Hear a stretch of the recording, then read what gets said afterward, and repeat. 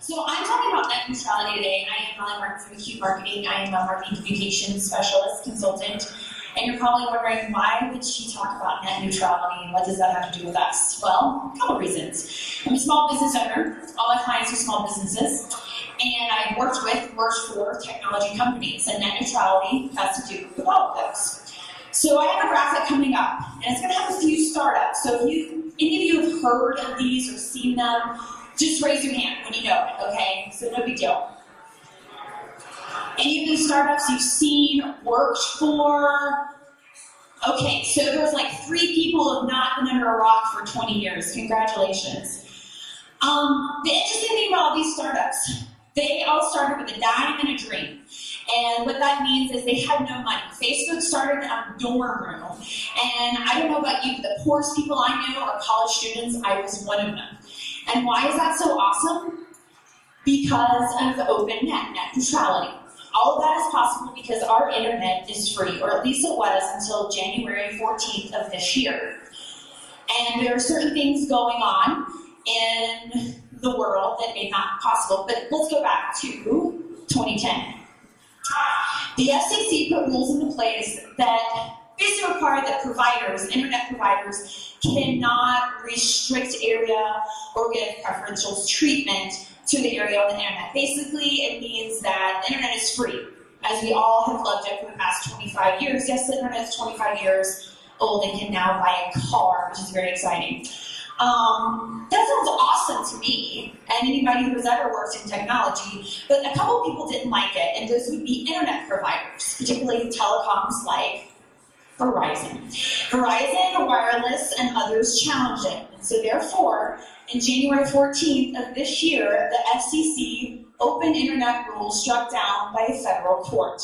Let me pause right here. I'm talking very fast because this is like some deep stuff, guys, that I'm like so excited about. Again, only 5 minutes.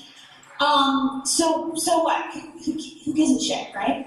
This is why you need to care. Rather than charging users, you, me, the consumer, for the internet, now internet providers, Comcast, i.e., can now charge content providers, YouTube, Google, Facebook, blah, blah, blah, to basically make their website fast and work well.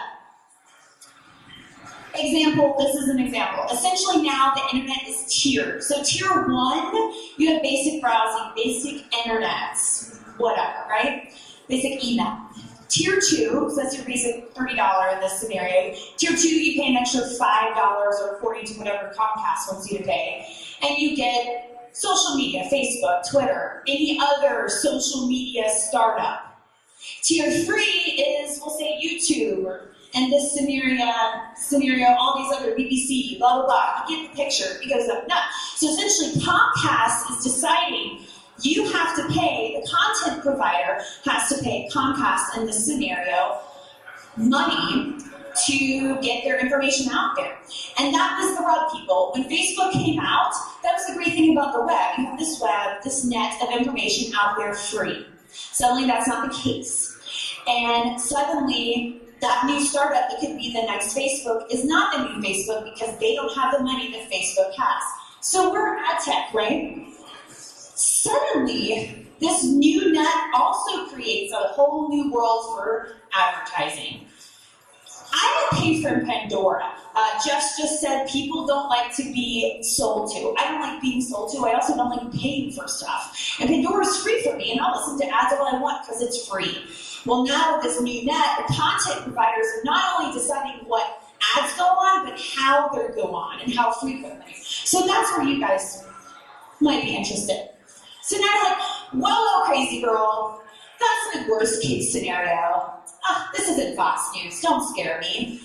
I'd agree with you up until February of this year, because that is when, if you've been paying attention to your news, Netflix and Comcast announced a deal. And in that deal, and actually let me back up, I love Netflix. They produce House of Cards, I love Francis Underwood, I kind of want to be Claire Underwood. So I love Netflix. And Netflix is a huge net neutrality proponent. However, business is business. So in February, Netflix and Comcast announced that basically Netflix is going to pay Comcast for fast lane. Now, Netflix can stream all their stuff super fast. And if you're paying attention to your news on Monday, it was announced that for the first time in 17 months, Netflix had their fastest streaming ever. I mean, I'm a little excited because Francis Underwood was a little fuzzy back in February, but whatever. This kind of sucks for the little guy. For the, suddenly all of this scenario, it's the people that is the small business, the new startups, that is the people. Argument, I'm just going to read this word for word because it's a lot. Their argument, Comcast and other providers, is this. Netflix's growing popularity should require the company to shoulder some of the financial burden for delivering its video. Blah, blah, blah.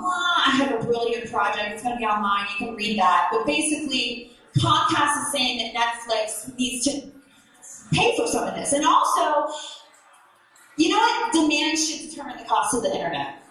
So, another layer to this is Comcast and Time Warner are talking about merger. Nothing's happened yet, but it's a big talk, and it may or may not happen. So, it's going to get even scarier here soon. So if you care about this, and if you're getting a little concerned, as you should, there are a couple things that we've done and you can do. Brazil actually is probably at the forefront of this. Just last month, they passed new legislation that, one, protects the privacy of any Brazilian, thank you, Edward Snowden and NSA, and two, made internet access free and clear in Brazil, at least. There's also an international conference happening next week that I should go to and geek out on, and these discussions are going to be made. WhatWeWant.org. You can go to that website, you can sign a petition. I have, and it has much more than a 5-minute presentation can give you. And also there is hashtag Web25. The Father of the Internet, not our board, actually has this whole campaign going on right now, and actually was a guest blog on Google, and says how he wants his baby to continue to be free and clear as is intended because of his exchange of ideas. And so through the next year, for the 25th anniversary of the Internet, there is a campaign with a lot of luminaries, people that have changed the Internet, and hashtag Web25. So you can go on Twitter, look for that. I am done. I just put a lot on you, I know, and I hope I don't know if I did change your mind or blow your mind, but that was like an hour presentation to like 7 minutes. So I have a much longer presentation on my website, acutemarketingus.com. You can visit, and now I'll take questions.